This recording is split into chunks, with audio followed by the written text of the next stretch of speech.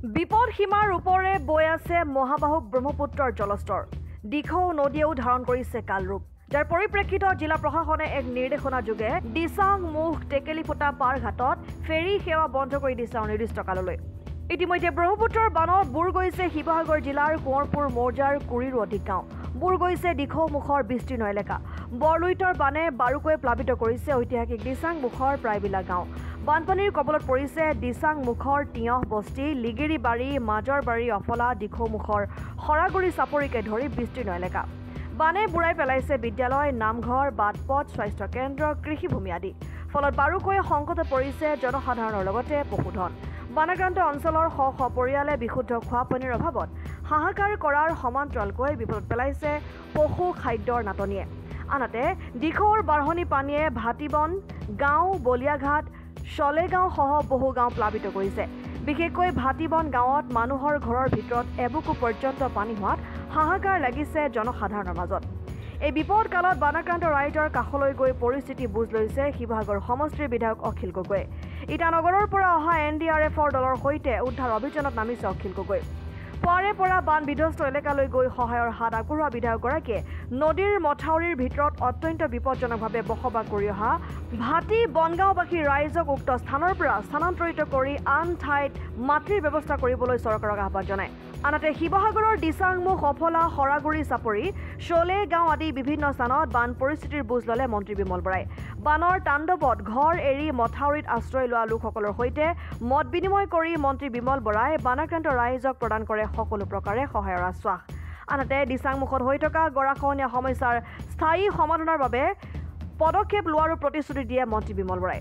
পৰিস্থিতিত ৰাজ্যখনৰ বহুকেইখন জিলাৰ বহু অঞ্চল প্লাবিত হৈছে।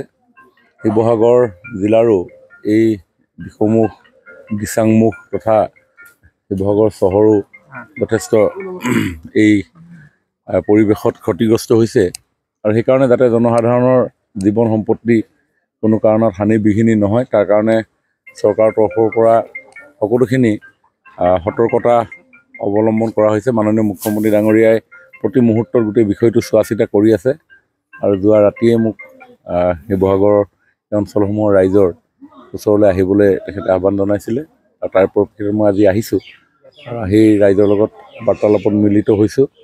ৰাইজৰ সমস্যা হৈছে বহু ঘৰ এতিয়াও পানীৰ তলত আছে, কিন্তু কিছু উন্নত হৈছে।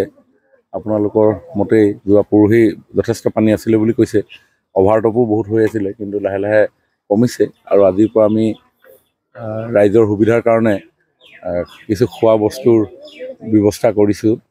এই অঞ্চলটোত প্ৰায় 2100 ঘৰ আছে।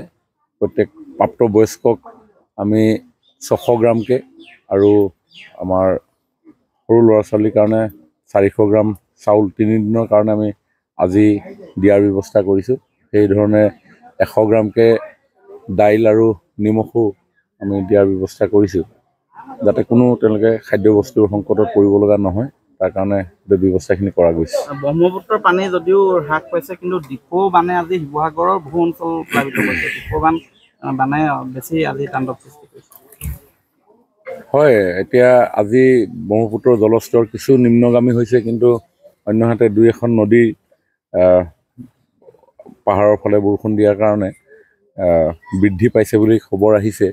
গতিকে যিকোনো পৰিস্থিতিৰ কাৰণে আমাৰ চৰকাৰ প্ৰতি মুহূৰ্তত সচেতন হৈ আছে, সজাগ হৈ আছে আৰু বিষয়া কৰ্মচাৰীসকলক সকলোকে নিৰ্দেশ দিয়া হৈছে যাতে কোনো জনসাধাৰণে কোনো অধিক ক্ষতিৰ পৰা যাতে ৰক্ষা পাব পাৰে, তাৰ কাৰণে সকলো ব্যৱস্থা গঢ়ি তুলিবৰ কাৰণে নিৰ্দেশ দিয়া গৈছে।